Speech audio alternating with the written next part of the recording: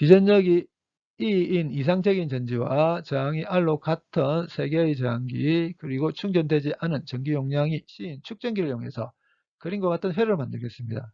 이렇게 했을 때 스위치를 닫는 시점을 t 0으로 한다면 스위치를 닫는 순간과 스위치를 닫아서 시간이 한참 지났을 때 새 저항기에 흐르는 전류를 구한 다음에 스위치를 닫은 이후에 축전기가 충전되는 동안 저항이 R2인 저항기에서 전기 포텐셜 차이가 시간에 대해서 어떻게 변하는지 구하게 해보도록 하겠습니다. 그림과 같은 회로에서 스위치를 닫게 되게 되면 새 저항기에서의 전류와 새 저항기에서의 전기 포텐셜 차이 그리고 축전기에서의 전하량이 시간에 대해서 변하죠. 시간에 대해서 변하는 양들을 소문자를 이용해서 표기하도록 하겠습니다.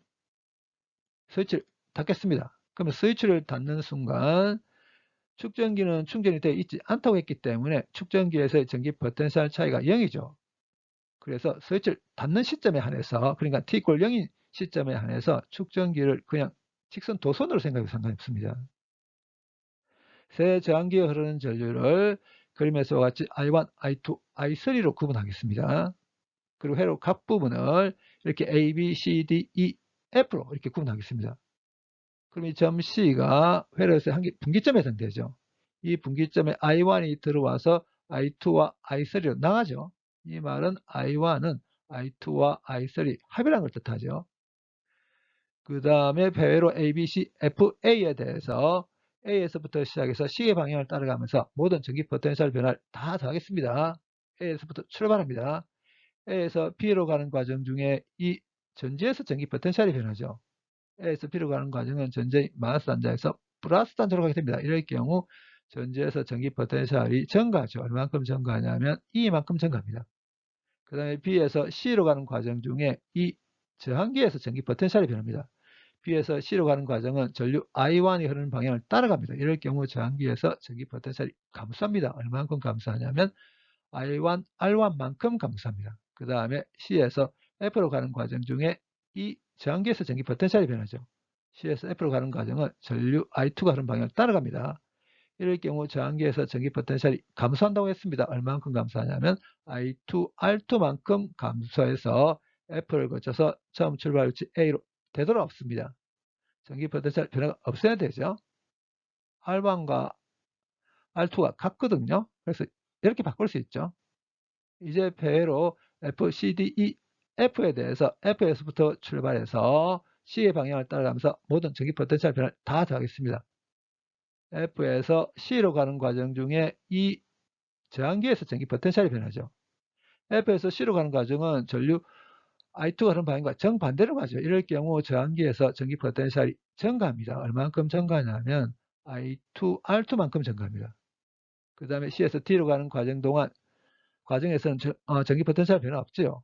그 다음에 D에서 E로 가는 과정에서 이 저항기에서 전기 포텐셜이 변합니다. D에서 E로 가는 과정은 전류 I3가 흐르는 방향을 따라갑니다. 이럴 경우 저항기에서 전기 포텐셜이 감소한다고 했었죠.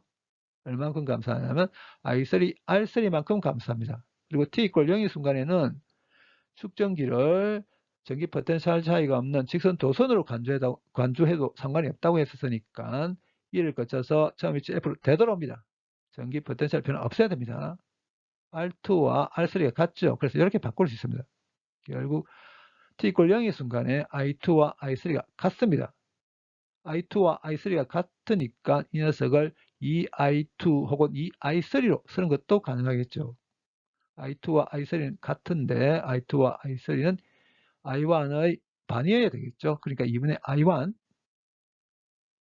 여기서 전류가 포함되어 있는 항을 우변으로 옮겨버리겠습니다. 그런 다음에 정리를 하게 되면 이렇게 되거든요. I2가 2분의 I1이라고 했었죠. 그래서 이 괄호안을 정리하게 되면 2분의 3 I1 되게 될 겁니다. I1이 3R분의 2이겠죠. 주어진 값 다 대입해서 t = 0의 순간에 I1 구해보면 1.1mA입니다. I2와 I3는 같은데 2분의 I1이라고 했습니다. t = 0의 순간에 I2와 I3 0.5mA입니다. 이제 스위치를 닫고 시간이 한참 지나서 축전기가 충전이 다 됐다고 가정하겠습니다. 그러면 더 이상 축전기 쪽으로 전하의 움직임, 전류는 흐르지 않습니다. 전류는 이렇게만 흐릅니다. 그래서 t 이꼴 무한대의 시간이 지나서 축전기가 충전이 다 됐다면 저항이 R선인 저항기로 흐르는 전류 0, 그리고 전류가 이렇게만 흐르니까 I1과 I2는 같겠죠. 배회로 A, B, C, F, A에 대해서 여전히 이 녀석은 성립합니다. 근데 시간이 한참 지났을 때 t 이꼴 무한대일 때는 I1과 I2가 같다고 했으니까, 그리고 R1과 R2도 같죠. 이렇게 바꿀 수 있습니다. 여기서 I1 구해보면 2R분의 2겠죠. 주어지니까 다 대입해서 스위치를 닫고 시간이 한참 지나게 되게 되면 저항이 R1인 저항기에 흐르는 전류 0.82mA입니다. 그리고 저항이 R2인 저항기에 흐르는 전류도 0.82mA겠죠. 이제 스위치를 닫은 이후에 축전기가 충전되고 있는 과정상의 한 순간을 선택하도록 하겠습니다. 이 순간에 축전기에서의 전하량이 소문자 Q라고 있습니다. 이렇게 하게 되면 축전기에서의 전기 포텐셜 차이가 더 이상 0이 아닙니다. 이 순간에 새 저항기에 흐르는 전류가 I1, I2, I3라고 있습니다. 이 점 C는 여전히 분기점이죠. 이 분기점에 대해서 I1이 들어와서 I2와 I3로 나갑니다. 이 말은 I1은 I2와 I3 합의해야 한다는 뜻하죠. 근데 축전기가 소문자 Q의 전하를 가지면서 충전되어 있는 시점이니까 더 이상 I2와 I3가 같지가 않습니다. I2와 I3가 같은 시점은 축전기가 충전되어 있지 않은 t = 0인 순간에 한해서만 그렇습니다. 그렇지만 배로 A, B, C, F, A에 대해서 여전히 이 녀석은 성립합니다. 여기는 I1을 I2와 I3 합으로 바꾸겠습니다. 그런 다음에 정리하게 되면 이렇게 되게 되거든요. 배로 F, C, D, E, F에 대해서는 t = 0인 순간에 대해서는 딱 여기까지만 생각하면 되죠. 근데 축전기가 이제 충전되어 있습니다. 축전기가 소문자 Q의 전하를 가지면서 충전되어 있는 순간이라면 이 축전기에서의 전기 포텐셜 변화도 다 생각이 됩니다. 뒤에서 이뤄가는 과정 중에 축전기에서 전기 포텐셜이 변하는데 뒤에서 이뤄가는 과정은 플러스에서 마이너스로 가게 됩니다. 이럴 경우 축전기에서 전기 포텐셜이 감소합니다. 얼마만큼 감소하냐면 C분의 소문자 Q만큼 감소합니다. 이 녀석까지 다 포함시켜 주셨습니다. R2와 R3가 R로 같죠? 이렇게 바꿀 수 있습니다. 이 식을 식1, 이 식을 식2라 하고 식2에 1을 곱한 다음에 식1과 더해버리겠습니다. 그러면 전류 I2가 포함되어 있는 항은 없어지게 되고 이렇게 되게 되거든요. 양변을 2로 나누겠습니다. 이렇게 됩니다. 여기 있는 요 I3는 어떻게 구하면 되냐면 축전기에서의 전하량을 시간에서 한번 미분하면 됩니다.